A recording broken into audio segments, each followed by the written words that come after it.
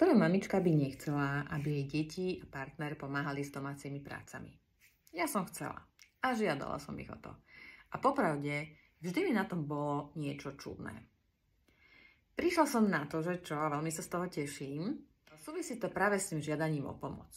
Uvedomila som si, že keď niekoho žiadam o pomoc, tak je tu niečo, čo je moja povinnosť, čo mám ja na starosti a neviem si s tým rady, nestíham, nedarí sa mi a potrebujem pomoc toho druhého. Ale je to naozaj tak? Mala by byť domácnosť moja povinnosť, moja starosť, iba moja? Ja myslím, že nie, že by to mala byť starosť všetkých, ktorí v tej domácnosti spolu žijú.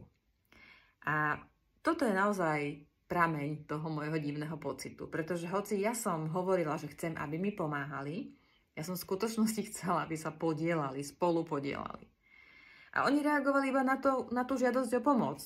Môžem, nemôžem, chcem, nechcem, áno, nie. Ja som očakávala áno. Často prišlo nie, tak som bola smutná, sklamaná, rozčarovaná, nahnevaná. A tak som s tým prestala. Nežiadam už o pomoc, ale žiadam o spolupodielanie sa. A môžete tak pokojne urobiť aj vy a v tento predvianočný čas je to úplne ideálne. Určite máte ešte kopec vecí, ktoré potrebujete do Vianoc postíhať. Dajte ich na papier, zvolajte rodinnú radu a podielte si to. Nech si každý vezme niečo, čím sa na tých Vianociach bude spolu podieľať.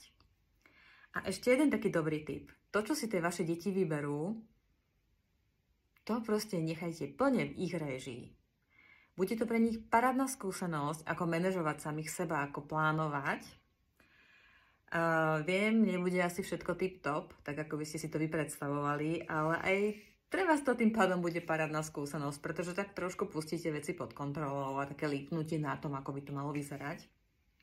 A možno sa až toľko neuštvete, ako sa zvyknete uštvať bežne pred Vianocami, lebo zdá sa, že tento predvianočný čas naši perfekcionisti naozaj idú svoje a chceme mať všetko tip-top.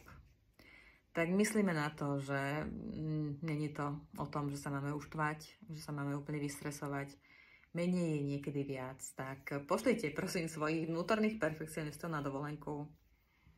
Možno aj teraz si sadnite, vyložte si nohy, dajte si pauzu, aby ste tie Vianoce prežili naozaj v pokoji, v láske a v pohode. Čo vám všetkým zo srdca želám. A k tomu všetkému veľa spolupodielania sa nielen teraz, ale aj do budúcnosti.